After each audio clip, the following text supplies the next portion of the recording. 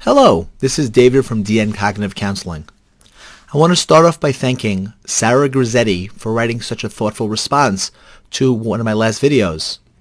And I thought, instead of just writing back, I would actually have a conversation so that you could hear and get the tone of what I'm trying to say.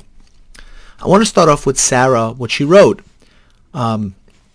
She said, I was disappointed that your video did not include a discussion of another psychological aspect.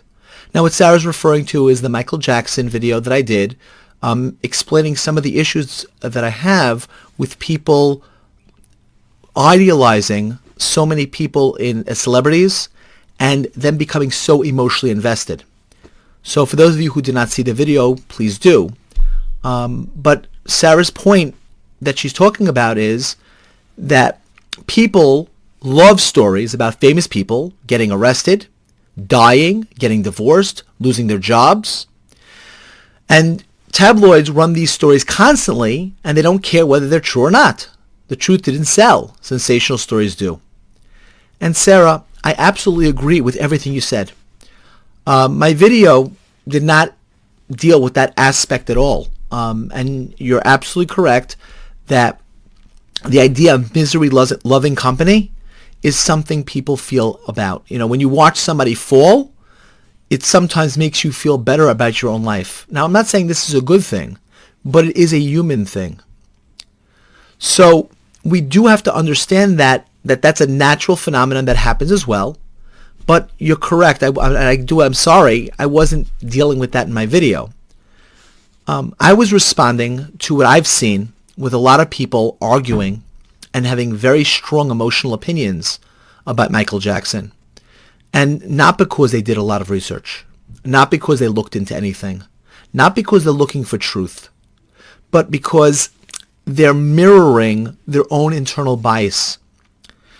Now, you go on to write, and I'm going to go on and say, years ago, everyone was talking about John Hedner from Napoleon Dynamite and how he'd been killed while drunk driving. People could not get enough of the story. Only it wasn't true. But it was spread because subconsciously people wanted to believe it was true. A young Mormon actor killed drunk driving at the height of his career. People love stories like this. I'm going to continue in a minute, but Sara, you're again 100% right. And the reason is, first of all, the fact that he had a religious belief system and it was reported that's one of the reasons why.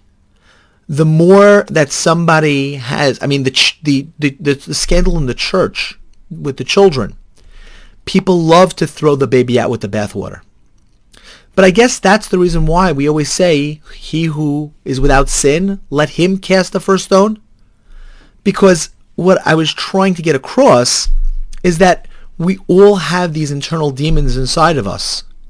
Now, it happens to be the story with John was absolutely false.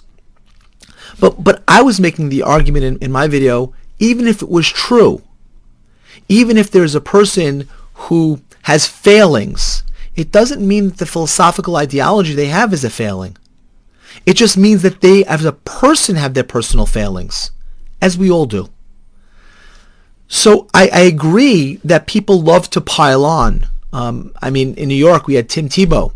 And people were piling on this guy because of the fact that he had strong religious convictions.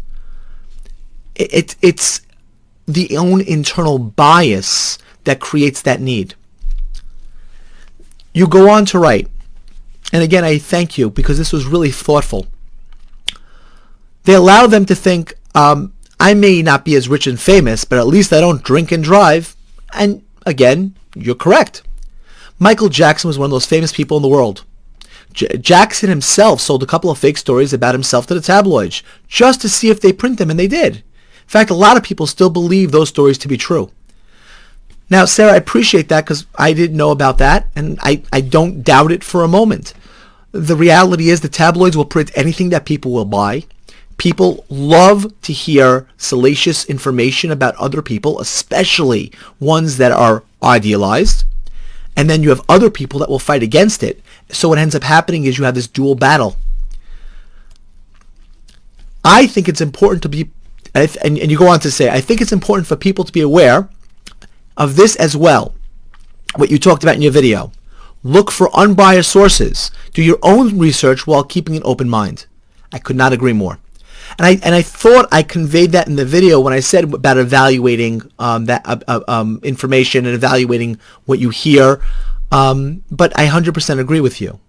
The only problem I have is that very few people are actually going to have any true information. What you're going to hear is, I believe this source or that source, and for every source you're going to bring, somebody's going to bring another. And that's where the he said, she said kind of things happen all the time. It's hard to evaluate things without actual proof. And I really wasn't even getting involved whether or not the stories were true. What I was trying to uncover is people's own bias and the way that they view things. Now, you write this last part, and I really was like most focused on the last part.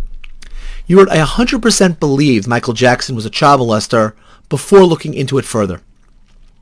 So you had a preconceived notion. I was trying to prove he was guilty to someone.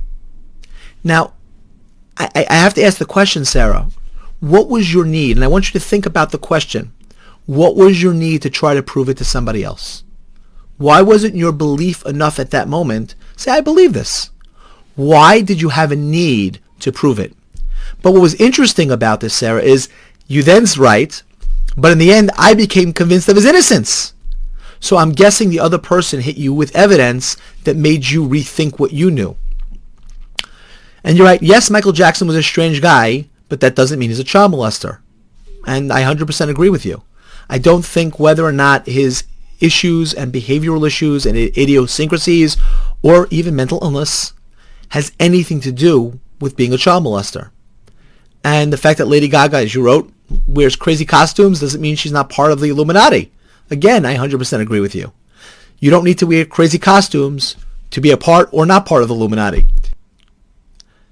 So I happen to agree with you that just because Lady Gaga may be wearing extravagant or crazy costumes doesn't mean she's part of the Illuminati. I 100% agree with you on that. Whether she is or isn't has nothing to do with her crazy costumes.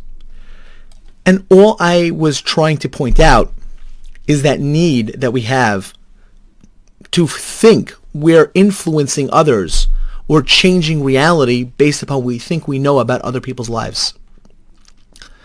It's very difficult to focus in on our own lives and our own bias and our own reasons why we do things. And really, that's what therapy does. It makes you look at yourself in ways that sometimes might be a little uncomfortable, might be a little scary.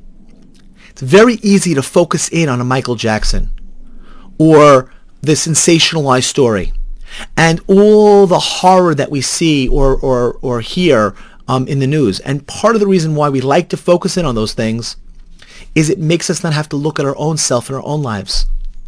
But it doesn't make us any better. Whether Michael Jackson did or didn't do what he's accused of does not change our lives one bit. But if we look at ourselves in our own lives, and our own bias, and our own ways that we function, there's a lot that can change for us. And that's very, very powerful. Sara, I thank you very much for your response. And I hope you'll take it to heart about what I'm trying to say and what I'm trying to do. But I very much appreciate that you wrote. For those of you who didn't see the first video, I hope that you will. I hope that you'll hit subscribe. I hope that you will like the video. And if you don't, please tell me why you did not, as Sara did. And maybe I'll respond to you this way or right back. But having that dialogue will help this to become a much better channel. And the more that you're involved, hopefully I could be a help to you. Thank you very much, and hope that you have a good day.